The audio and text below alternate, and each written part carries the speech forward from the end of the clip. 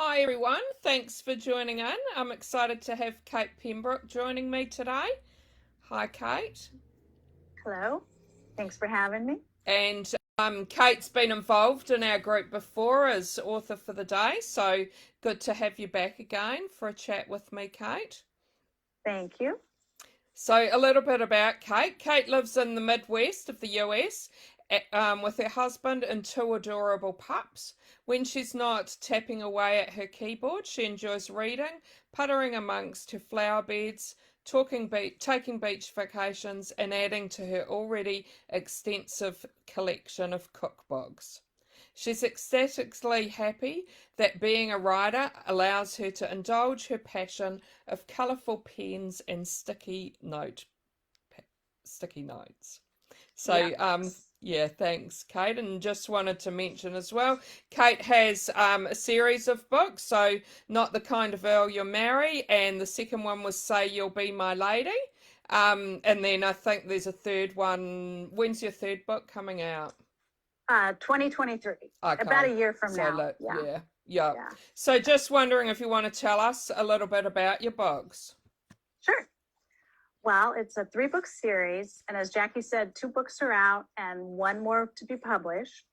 The series is called The Unconventional Ladies of Mayfair, and it's set in Regency, England. So if any of you have been watching Bridgerton on Netflix, that is the time frame and the setting of my books.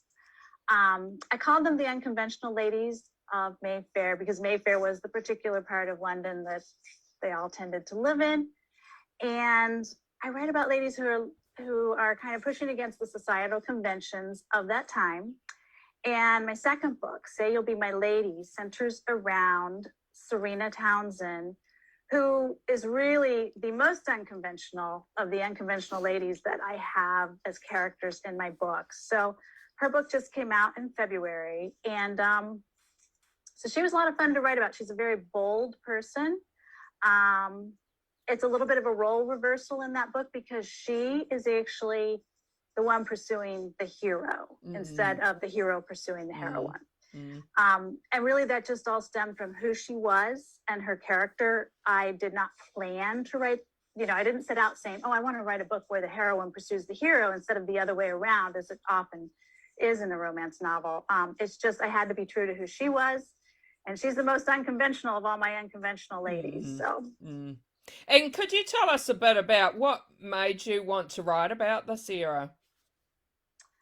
I am a great lover of Jane Austen. Yeah. Ever since I first read Pride and Prejudice as a teenager, and that is still one of my all-time favorite books ever. Mr. Darcy just makes my heart go pitter-pat. And so I think that was really the springboard. Not that I feel like mine are necessarily, a lot like Jane Austen, but I do enjoy some of the kind of language and, of course, the setting. Mine is more in the aristocratic world, like Bridgerton is, as opposed to Jane, who had more of, I would say, more of the middle class sensibility. Although Mr. Darcy, of course, was, well heeled for his time. But that's really it. And then, I've read Julia Quinn, for example, who wrote the Bridgerton novels that the Netflix series is based on, and several other writers who write historical romance in that era, and really enjoyed them. And I think I just wanted to kind of write something I enjoyed reading. And was that always your only choice of era, or were there a few you were deciding between, or? It was my number one choice, but there is a little bit of me that might want to write like an Edwardian set book, kind of that's the Downton Abbey era. Yeah. But Regency was really it, mostly. And if I were to write a contemporary, I'd probably want to write like a mystery. Yeah. That's what I read, a lot of mysteries. And so if I wrote contemporary, I'd probably want to write a mystery. I don't know if I could, but I think I would like to. And we mentioned that there's a third book coming. Yes. Is that definitely the end, or is it open to have more if you wanted to have more? Well, that will require a conversation with my publisher. Right now, it's a 3-book contract, but we'll definitely talk some more. And what I hear from readers is that there are some characters that they'd like to see their stories come, out in a book, and I would love to write them, but it just depends on if I can sell a contract to do that. Or maybe, maybe I would just start a different series with characters that are unrelated. We'll see. Yeah. And had you always wanted to be an author? I think in the back of my mind, yes. I think so. One of my favorite childhood book series was the Betsy Tacy series by Maud Hart Lovelace. It was set around the turn of the century, 1900. And one of the main characters from a time she was young wanted to be a writer. And I think that probably influenced a lot of my thinking as a kid, because I read that series over and over. But yeah, it was always in the back of my mind that I'd like to try my hand at it someday. And when writing a series, how do you keep things fresh for both yourself and for your readers?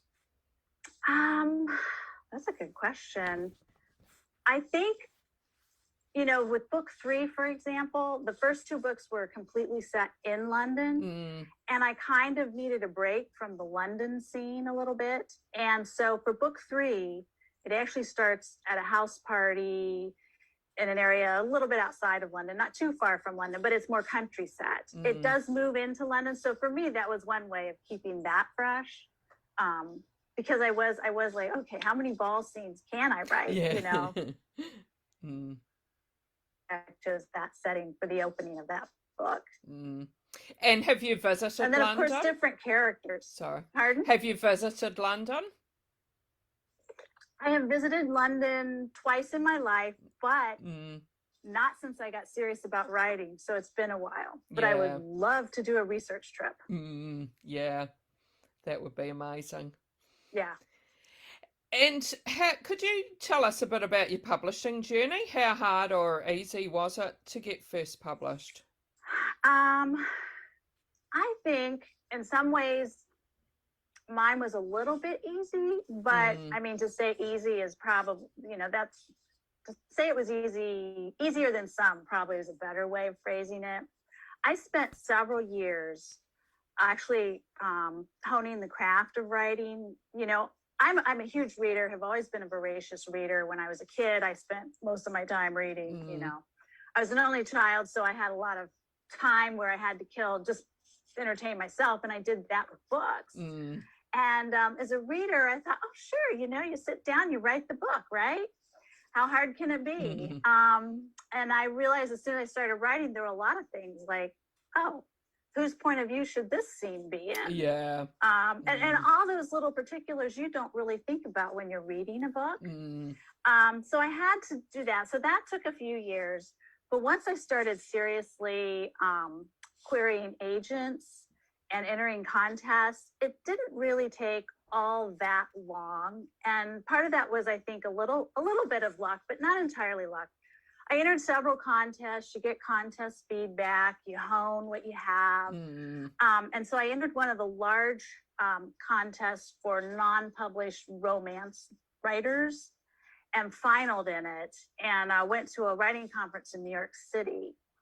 And one of my fellow finalists that year had actually judged my entry, but didn't know who I was. Oh, okay. And when we were talking about our entries, the synopsis of our entry, she recognized it. She came up to me, she goes, I have got to introduce you to my agent. So I think she would really like this. I loved your entry.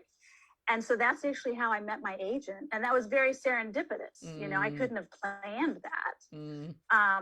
And then I worked with my agent and we did some more polishing, yet more polishing on the manuscript. There's a lot of polishing when you're a writer. And then we submitted it and it actually sold fairly quickly. So, yeah. And we got the 3-book series. So, yeah, that's a great story. And when you go to write, when you start writing, do you plan out what you're going to write, and do you know how it's going to end? Well, since it's a romance, I always know it's a happily ever after, but I never know exactly how we're going to get there. Who they're going to end up with? Yes. I'm what's called a pantser as opposed to a plotter. I wish I could plot, and I've taken plotting classes, I've read books, and for whatever reason, it's not how my mind works. My mind works best just sitting down and writing and discovering the story. So before I start a book, I do a lot of thinking about who the characters are and what I think I know about them. And then I have like character profiles that I create, and then I start writing. And sometimes there's a lot of dead ends because it's not plotted and I'm going down a path and I realize, you know what, this doesn't serve the story that well. And you have to go backtrack and delete. Deleting's no fun. And, you know, find the better way for that story to go. But I eventually get there in the end. And since I know it has to end up as a happily ever after as a romance, at least I know that. Yeah. But a lot of things surprised me. In my book that just came out, Say You'll Be My Lady, there's actually a character of a boy who's about 8 years old that the heroine and the hero discover sleeping, you know, in the streets of London. He's kind of an abandoned child. And a lot of the people who reviewed the book on Goodreads and stuff mentioned that they just love that character Jem, this little boy who's around 8 years old, although since he's a foundling, they don't know exactly how old. But I did not plan him. Even when I started writing that scene, maybe in my subconscious it was there, but certainly not in my conscious mind that he was going to be in that scene. And then they find this boy sleeping in the yard of this rental house they're looking at. And then, you know, he was an integral part of the story from that point on. But he was completely unplanned. Took me totally by surprise. Yeah. It's funny how things turn out, isn't it? Yeah. Yeah. And what do you like reading yourself? And is there anything you might have been reading lately that you could recommend to us? Well, I really love mysteries a lot. So I do read a lot of mysteries. I've been reading a lot of Lisa Gardner. I like Michael Conley. I like Janet Ivanovich, which is it's not so much of a mystery, but there's usually like she's trying to find something out. But I like the humor. I like humorous stuff. I like historical fiction. And probably one of the most recent books I read was The Four Winds by Kristen Hanna. Oh, yes, yeah. Yeah, that was a very good read. Let's see, I jotted down some recent titles because I figured I'd forget. But, I read A Gentleman in Moscow, and I loved that. The author is Emmer, and I don't know if it's Tolles or Towles. I don't know how to pronounce his last name, but it was excellent. I really enjoyed that book. The Lost Apothecary by Sarah Penner is a dual timeline. So it has a historical storyline and a contemporary storyline. And that was a very good read. And let's see, another one I read was The Bookwoman of Troublesome Creek by Kim Michelle Richardson, which was set in rural Kentucky in the United States. And it's about a woman who basically, it's like a traveling library I think she took a mule, not a horse even, but she traveled around and got books into these rural communities back in, I think it was the 1930s, 1920s, 1930s. It's been over a year since I read it. Yeah, so can't remember that detail. But those were all really good reads. I would recommend. No, thanks for those recommendations. We love getting more recommendations. Oh, whenever I'm in your group, people are always throwing up stuff that they've been reading, or you're interviewing someone. So yeah. There's always lots more books to read. There are. We've got quite a few people watching, which is great. Just reminding people watching, if you've got any questions for Kate, please type them and I can read them out. Kelly has a question for you. She wonders if there's an author that's inspired you. Well, like I said, Jane Austen has always been one of my favorite writers, and I could read her books over and over. An author who's inspired me. Well, I would say, I mentioned Julia Quinn earlier, the author of Bridgerton. I always really enjoyed her books, and I would say that they were kind of an inspiration for writing my books, as far as I really love the way she has the witty banter and a lot of humor in her historical romance novels. And so those are elements I try to incorporate because I enjoy reading them. So those are a couple for sure. And could you tell us about what sort of research you've done for your books? And I'm wondering if maybe when you have been doing your research, if there is something that really surprised you that you might want to share with us. I don't necessarily do a lot of research before I start. I mean, I've done general research like clothing, what sort of clothing they would have worn. And you have to kind of know not just the outerwear, but right down to the skin, right? The petticoats, the chemise, the stockings, and stockings are tied with garters because they didn't have elastic, and how dresses were fastened and those kind of details.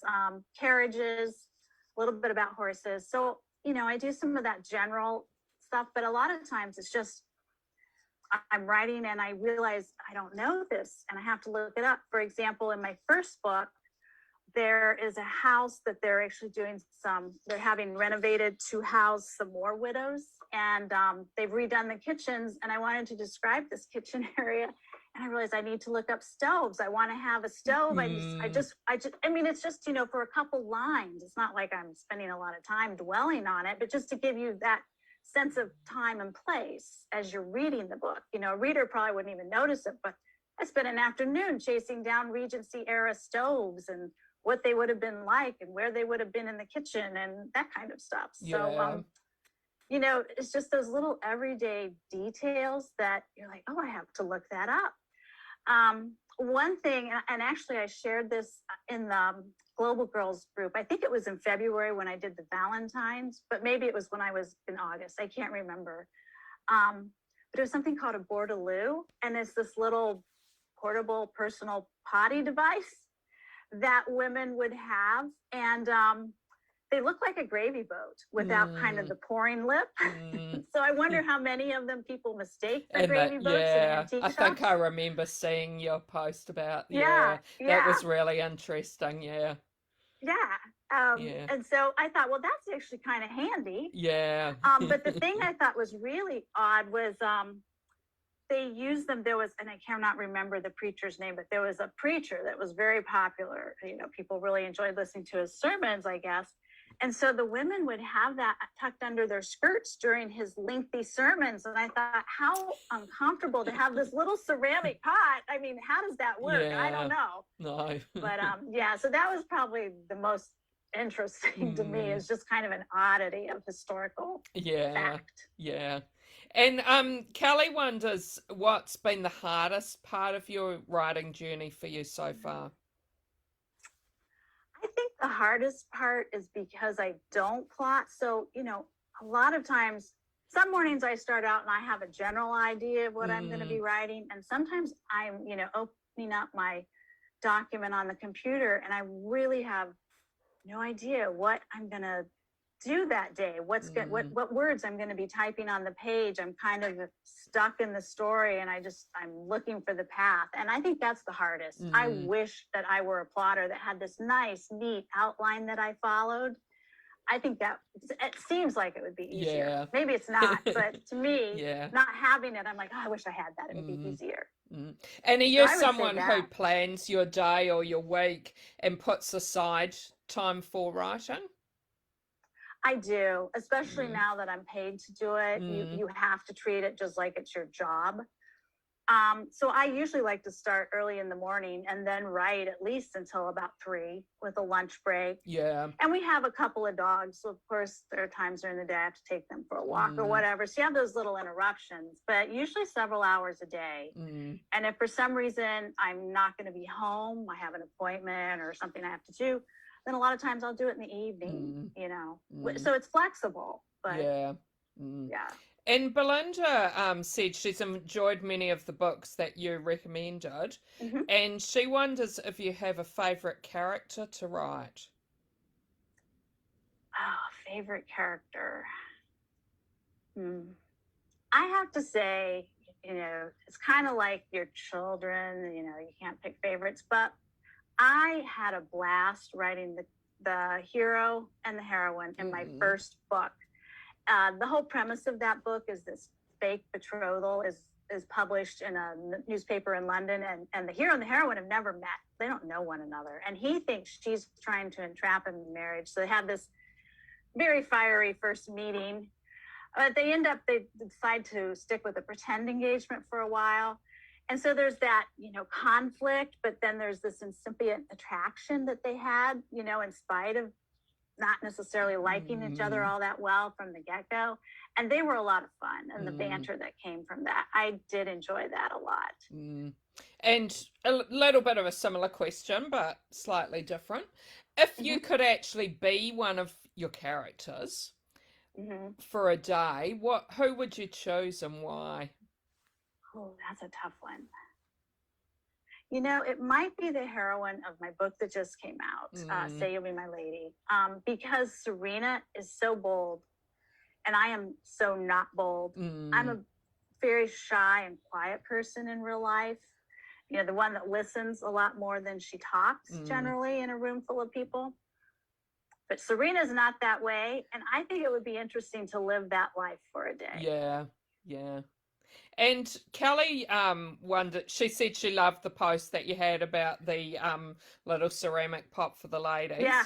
ladies. And she loves learning things from history. And she wonders if you could live in any time period, go back in any time period, what one would you choose? Wow. That is tough. You know, there's a part of me, like I said, I kind of would like to write an Edwardian set Mm, book.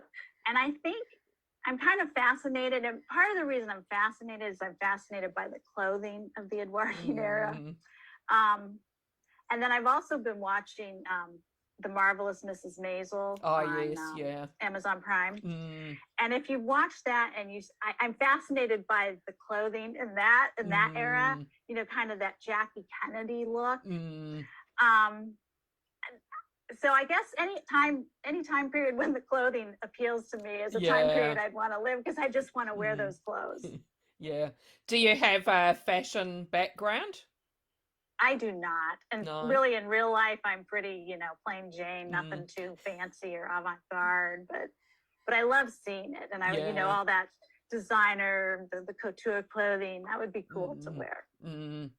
And I'm wondering what you hope readers love about your books. You know, overall, I really hope that they are entertained by them in the same way that writers have entertained me with the books I've enjoyed. Mm. I hope that they, you know, spend 3 or 4 hours that they really just kind of escapism, pleasant escapism, and hopefully they enjoy the humor. I hope they enjoy the humor and the dialogue. Mm. That's what I like out of books. So I try to give that to what I like to my readers, Mm. you Mm. know. So hopefully. And we mentioned about your third book, and you said that will be out Mhm. next year. Whereabouts are you up to with your third book? Oh, I just have to write the ending. Oh, And okay. I was So actually a getting little close bit to, stuck. yeah. And it was due April 1st, and I was stuck. And so my agent contacted my editor, and she's actually behind. So she said, you know, just take a little break and then come back to it. So that's what I'm doing. I'm going to be Mm. sitting back down at the computer on Monday and trying to And write to that in. finish. So it's Yeah. almost done Mm. and ready for my editor to give me her feedback. And then Mm. we do all the tweaking that you do.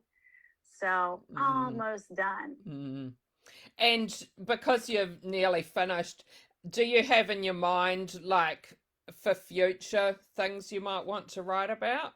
Or are you someone who just concentrates on what you're doing at the moment? Right now, I'm trying to just concentrate on finishing that third book. Yeah. But I have to say that there are some characters that inhabit these 3 books that I wouldn't mind writing about in the Mm. future. Mm. What their stories will be, I'm not quite sure, but I would like to find out what they are. Yeah. Mm. And Kelly wonders if you were to describe, if you could describe your books in 3 words. Ooh, 3 words. Whew. Um, well, hopefully humorous is one of those Mm. words. And hopefully romantic because I love I'm a romantic at heart. And so hopefully readers will find that element of, I mean, they are romance novels, but I hope that they find it really romantic, the way that Mm. these two are falling in love, and the way that they're expressing that to each other. Um, Third word. Oh boy. I'm not quite sure what I would say for the third word. Mm, Entertaining, maybe. Feel good, maybe. yeah. I just want to leave people with the feeling good. I think, Mm, especially these days, I'm mm, looking for escapism, and mm, so hopefully people are finding a pleasant escape when they read mm. my stuff. Yeah, no, that's a good answer. And do you have a favorite writing spot? Probably my favorite writing spot is out on my deck on a nice summer's day. Mm, Um, but generally, you find me just in my office at my desk. yeah. Mm, But I do write on a laptop, not a desktop, so I can move around. mm, But yeah, I do like to be outside and just hear the birds and the mm. insects and feel those warm breezes as I'm working. That's pleasant. Yeah, yeah. And what about a favorite some snack or drink while you're writing? I'm usually drinking iced tea or water. Mm, Um, I don't generally eat too much when I'm writing, mm, so don't really have a favorite snack. yeah. Well, thanks so much for chatting with me. It's been great to talk to you and Oh, thank great to you. have you back again in Global Girls Online Book Club. Well, thank you, Jackie, for having me. It's fun. I always enjoy popping in and seeing what's going on Mm. there. Do you want to let people know how they can keep in touch with you?